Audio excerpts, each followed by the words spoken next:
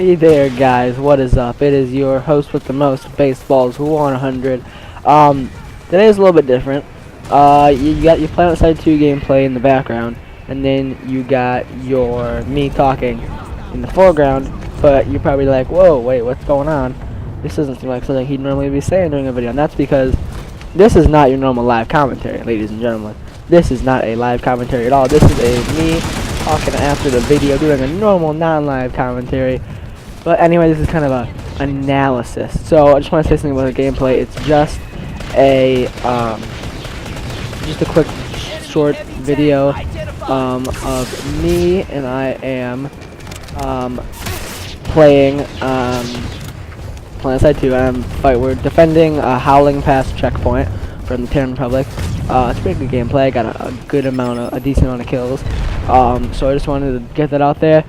Before we actually jump in and do a little bit about, commentary. So today I just wanted to do a really quick discussion. I can't really talk with this stupid retainer, and so I'm actually going to take that out 1 second, guys.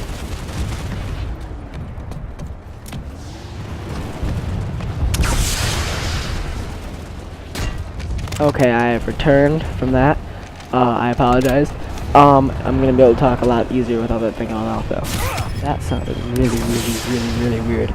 Anyway, so we're just gonna discuss about how you can get started on YouTube, some tips for it, and don't think that I'm some huge YouTuber like WizGamerTag or like T Martin or someone telling you about how like a really great how to get to where they're at. I'm just saying of what I've heard from people talking. Some good tips to help you become a larger channel on YouTube. And I'm never going to talk about, going on other people's videos like bigger stars like Captain Sparkles and posting in the comments like, "Hey, can you guys come and check out my channel? Because, I'm really cool. We'd like you to come check out my channel. But, I'm a loser and I'm too lazy to put in the work. So I gotta go, spam everyone and be like, check out my channel." Don't do that. It's not appreciated. Nobody likes you. Anyway, but people sometimes will ask other people, like in my school I've been asked, "Hey, your YouTube thing looks cool. What do I need to start? Like, what kind of physical equipment? What's necessary? Like, what's the basis I need to be recording on? What's the basis I need to be working towards this on? And like, how much is this? How much work is this in reality?" Well, let me tell you there, good citizen. It is a decent amount of work, even from the right from the beginning.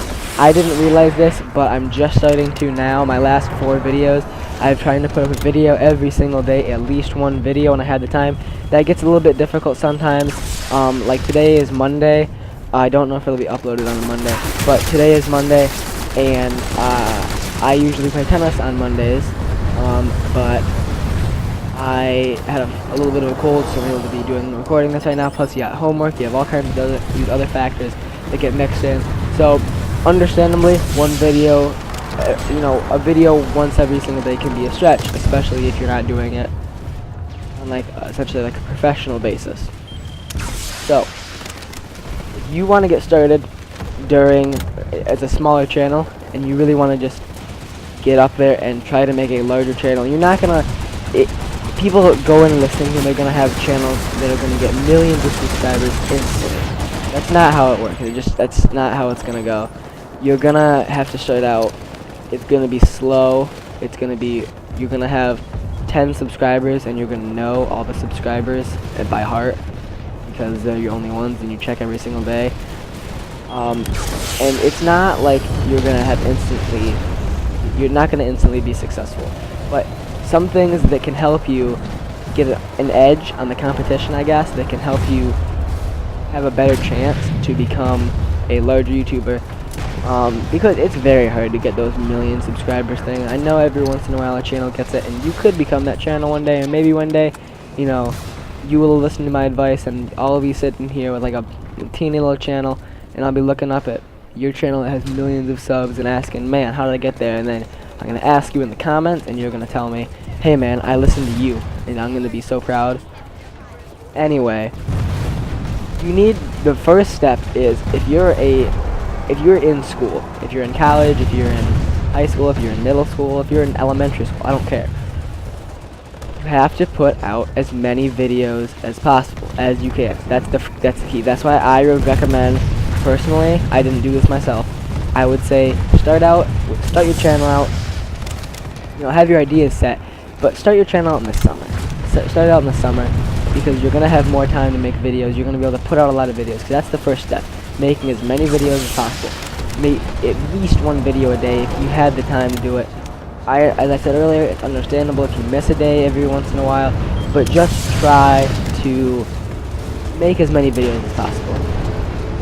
I say right now, I've determined that my goal is to make one video per day, with maybe missing 4 or 5 a month. And I think I can meet that goal. Now, it's all about, because the more videos you put out there, the bigger chance you have of getting more views and having that one-hit wonder video where you actually get a lot of subscribers off of that video. Someone sees it, they like it, they share it with their friends, those friends share it with their friends, it becomes a larger video. Excuse me. And that's just how you get a big channel. That's just how it works. The other thing you have to do is try to interact with your subscribers. People like being interacted with. It's more enjoyable to be able to watch a channel and feel like a part of a community than it is to just be watching a channel and just watching videos. It's a lot more enjoyable to be able to feel like a part of something than it is to just watch from the sidelines.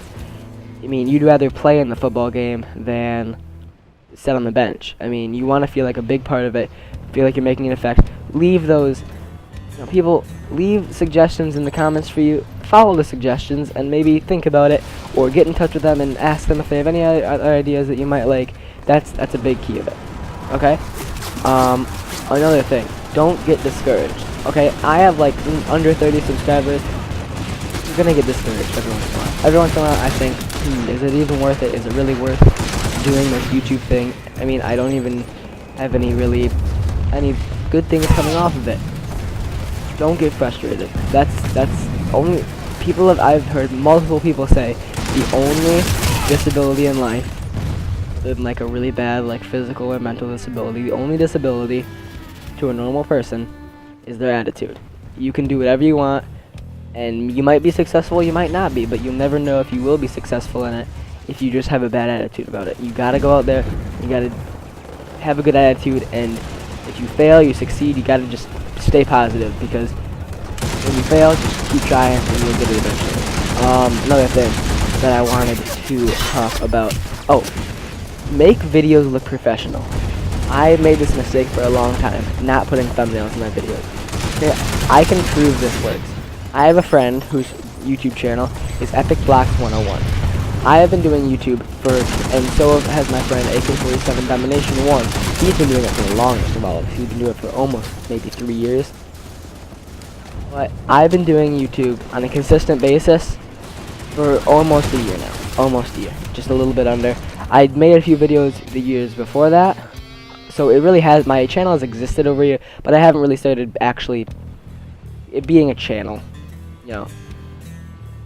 until about 10 or 11 months ago. So you need to make videos look professional. Put a thumbnail on that video. Okay, back to my example. Epic Blocks 101. Go check his channel out and subscribe. He's a really close, awesome friend of mine. He has been putting thumbnails in his videos. He's been doing YouTube for like 6 months, nearly about half the time that I've been doing it. He has over, I think, triple or maybe quadruple the subs that I have. Why? Because he does Minecraft, which everyone loves, which is a big part of it, and also because he makes the videos look professional by putting a thumbnail on it, and it looks real. It says if he does a Hunger Games video, it's gonna have a thumbnail that says Minecraft Hunger Games with like some pickaxes and a background, and it looks very professional and draws people into your videos. That's one of the reasons that people like Woody's Gamertag, Captain Sparkle, CNN, they do these big professional thumbnails that take a little bit of time, because a lot of them do photoshopping with them, but they do it just because it helps. It gets them more views, gets them more money. You also want to make your videos look professional by getting good equipment. If you're playing on a PC, it's pretty easy to find some sort of screen capture device. A lot of, if you're playing PC games that are very weak running, like a Minecraft kind of thing, then I would just recommend, I don't know, maybe just using like a free program that you can get, I don't know, like an in-browser program. That's if you're playing on a Mac, because if you're playing a game like Minecraft on a weaker computer, you don't necessarily want to have a really powerful screen recorder, because it's going to make your game lag. It does add a little bit of lag. Screen recorders do add a teeny bit of lag, but it just can't be helped.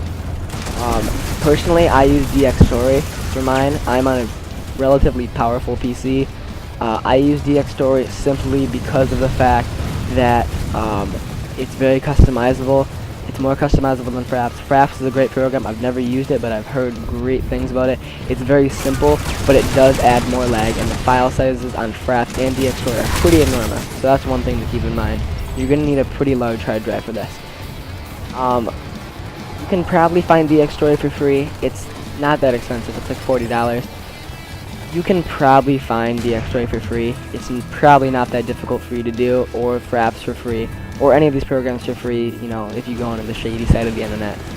I got mine, I paid for mine, because I think that's better. I'm not very much into piracy. I think it's kind of wrong, because it's stealing, but it doesn't matter, and that's pretty much all I have to say on that. So good equipment does matter. If you're filming on a console, this is where it gets a little bit more difficult.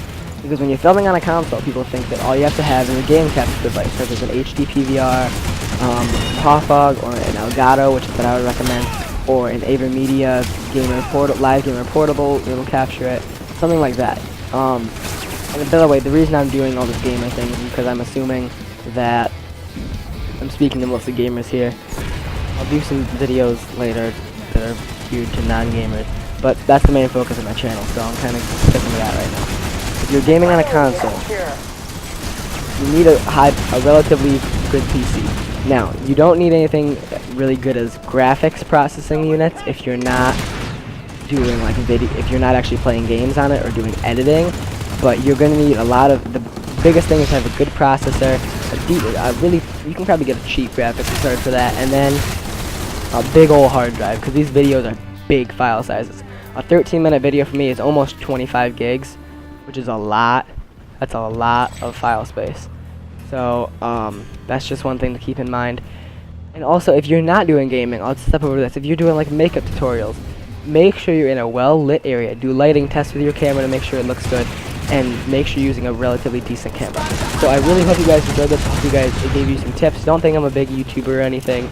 I just wanted to put out this video to just kind of say what my tips are. This is Baseballs 100, signing out. Thanks for watching.